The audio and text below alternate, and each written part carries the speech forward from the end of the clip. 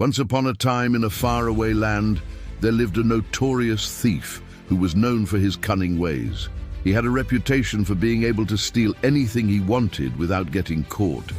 People called him the Shadow Hand because he always seemed to appear out of nowhere and strike with lightning speed. His skills were so renowned that kings and queens offered him hefty sums of money to steal from other rulers, stuff that couldn't be recovered through conventional means. Our story begins with the Shadow Hand, creeping through the corridors of a grand palace, his eyes gleaming with mischief. Tonight's target was none other than the royal treasury, a place where sacks of gold coins were stored under heavy lock and key. As he made his way through the labyrinthine passages, he could hear the rhythmic clang of the blacksmith at work in the courtyard. Suddenly, the thief stopped in his tracks. The rhythmic clang had been interrupted by a loud crash. Someone or something was coming this way. As he turned to flee, he found himself face to face with a monstrous creature. It had the body of a lion, the wings of an eagle, and its eyes glowed with an otherworldly fire. Before the thief could even utter a sound, the djinn grabbed him and flung him into the air like a rag doll. As he soared through the night sky, the thief could feel the wind whipping through his hair and the stars blurring below him. Finally, the djinn landed gracefully on top of the treasure vault and let out a deafening roar that echoed through the kingdom. Trembling with fear, the thief fell to his knees before the mighty djinn and begged for his life. But the djinn was not in a forgiving mood. "You have trespassed into my domain," boomed the djinn, his voice shaking the very foundations of the palace. "And for that I shall curse you." The thief's heart sank as he realized that his thieving days were over. He had stumbled into a world of magic and mythical beings, a world where he was nothing more than a lowly human facing an all-powerful djinn. The djinn leaned closer and whispered, "You will never again feel the warmth of the sun on your skin or the coolness of the moon's embrace. You will forever be shrouded in darkness." With that, the djinn vanished, leaving the thief alone in the darkness. The curse was immediate. A thick, suffocating blackness enveloped the thief, draining the color and warmth from his world. He could feel the life force being sucked out of him, turning him into a withered husk. In a last-ditch effort to escape the curse, the thief did the one thing he had always avoided in his life. He prayed. And lo, from the depths of his despair, a glimmer of hope emerged. A kind-hearted djinn, taking pity on the thief's plight, offered him a chance at redemption. "I shall break the curse," said the djinn, "but only if you can retrieve the 3 magical gems hidden within the cursed artifacts." The thief, overjoyed at the prospect of regaining his sight, immediately set out on his quest. His first stop was the royal armory, where he had once stolen a priceless jeweled sword. The djinn had told him that the sapphire star, which symbolized hope, was hidden within the hilt. But the sword was now cursed, rendering it useless to anyone except a warrior of pure heart. Desperate to break the curse and desperate to regain his sight, the thief did something completely out of character. He sought out the bravest knight in the kingdom, Sir Gideon, and confessed to stealing the sword. Impressed by the thief's honesty, Sir Gideon agreed to help him retrieve the sapphire star. Together, they ventured into the cursed armory, battling skeletons and other worldly creatures until they reached the sword. But as soon as Sir Gideon touched the blade, he began to transform into a creature of darkness. Realizing that the sword was cursed to corrupt even the purest of hearts, the thief knew he had to act fast. Closing his eyes, he concentrated every ounce of strength he had and struck the sword with his bare hand. The thief had heard rumors of the sword's power, and in a moment of desperation, he gambled everything on a single strike. As the sword shattered, a brilliant blue light filled the room, breaking the curse and releasing the sapphire star. Overjoyed, the thief quickly pocketed the gem and thanked Sir Gideon for his help.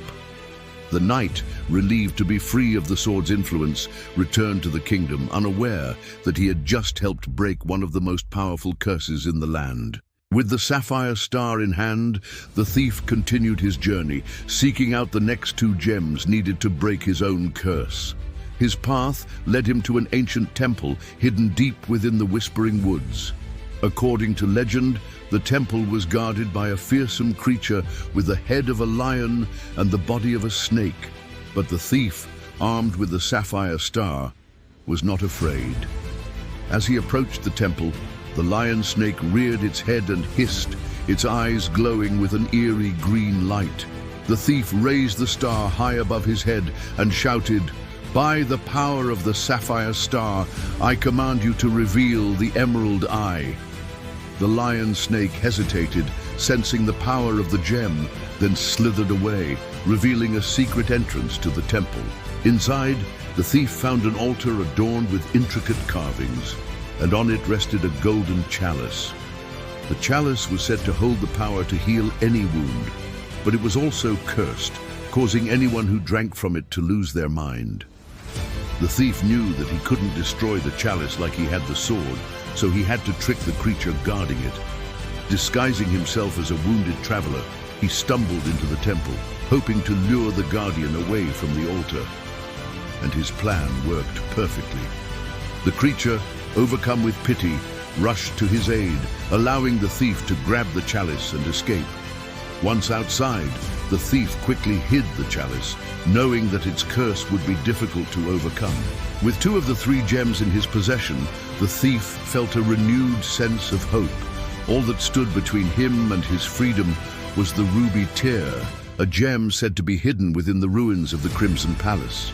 The palace was infamous for its opulence, but it was also cursed, trapping anyone who entered its walls in an endless, dreamlike state. As the thief approached the palace, he could feel a strange pull, like an invisible force was trying to draw him inside. Resisting the urge to explore the ruins, he searched for signs of the ruby tear, eventually finding it hidden within a statue of a weeping woman. But as he reached for the gem, the ground beneath him began to shake and the walls of the palace started to close in, trapping him in a suffocating embrace. The thief knew that he couldn't escape the collapsing palace without the help of the ruby tear. So he closed his eyes, concentrated, and hurled the statue to the ground.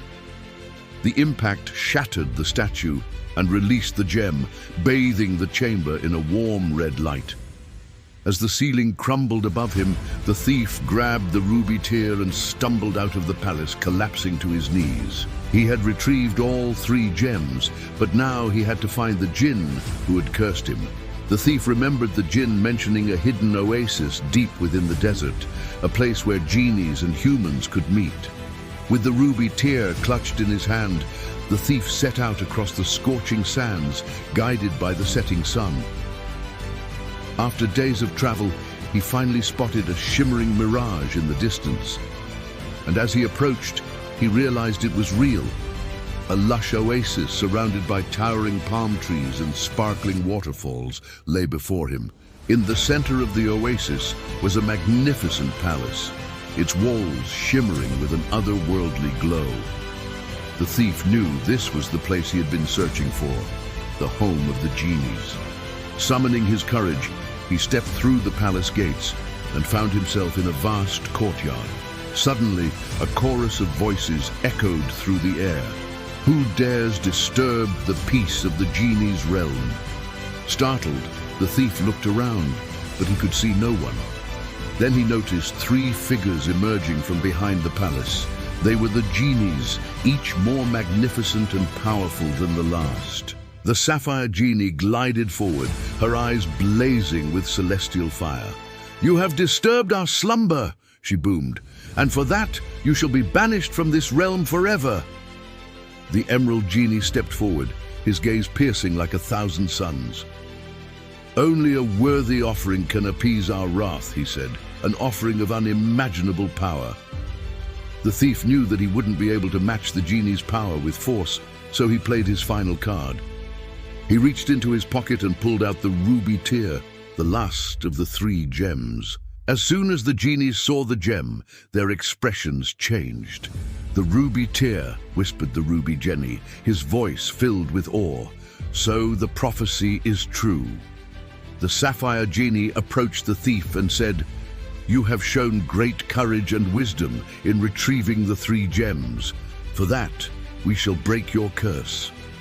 As she touched the thief's forehead with the ruby tear, the world exploded in a brilliant flash of light. When the thief's vision cleared, he found himself back in the royal treasury. The curse lifted. He could feel the warmth of the sun on his skin and the gentle breeze on his face. Overjoyed, he ran to the window and gazed at the world. No longer cursed, he resolved to use his second chance to turn over a new leaf, leaving a life of crime behind him. From that day forward, the Shadow Hand became a legend, not for his thieving, but for his acts of kindness and generosity. He shared his knowledge and skills with those who needed it, helping them to succeed in their own endeavors. And whenever a young thief was caught in the clutches of a curse, he would guide them on their own path to redemption, ensuring that no one would ever have to suffer the darkness he had endured.